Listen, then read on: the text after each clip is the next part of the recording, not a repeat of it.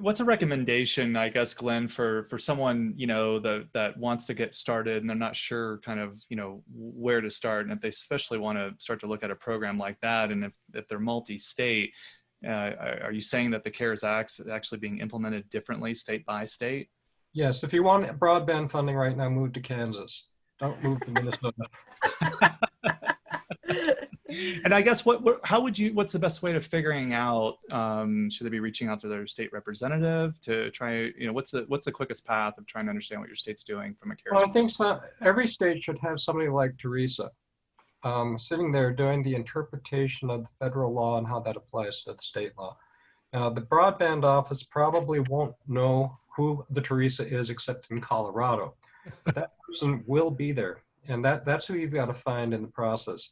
The person who does the interpretation of the law tells the governor what he can and cannot get away with. That's the key to getting the money free.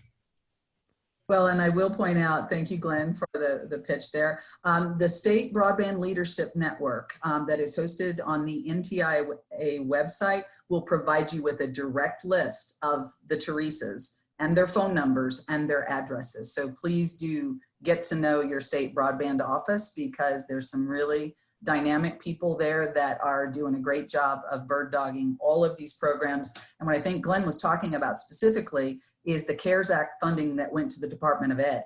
And that Department of Ed funding got allocated to the governor's offices and to the departments of Ed. And they're sorting out right now how they're going to spend that money. So start talking to your Department of Ed offices, your broadband offices, and they can help you in that regard. And I'd like to point out something. There's a disparity in all this. If you're a provider that has 3 employees, right, and the owner is on a ladder working, that's going to be hard to participate in these programs. And conversely, if you're a large company, especially with CARES, because it's about speed, you're not going to be able to participate in this program. So this is an interesting time, because CARES specifically is starting to flow out. South Dakota's already handed theirs out. And the middle tier providers are getting it, not the small guys, not the large guys, but the middle tier, the ones that are stepping out, they're borrowing more, they've already proven their mettle, right? They have established themselves, but this disadvantages small providers for sure. Perfect example of that. Yeah. Brian, can I jump on that? Yes, go ahead, Teresa. Example, I want to buttress that. There was $200 million that came in the CARES Act for the FCC for the deployment of telemedicine type applications, so you could do those remote consulting and remote behavioral counseling sessions. $200 million was given. It's gone. The money has already been allocated to healthcare providers throughout the country in less than 2 months. Record time, $200 million has been awarded. Wow. I did a bunch of those.